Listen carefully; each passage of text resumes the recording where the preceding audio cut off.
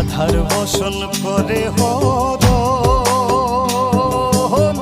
শ্রী রাধিকায় করে কান্দন গো। রাধার বসন করে হরণ,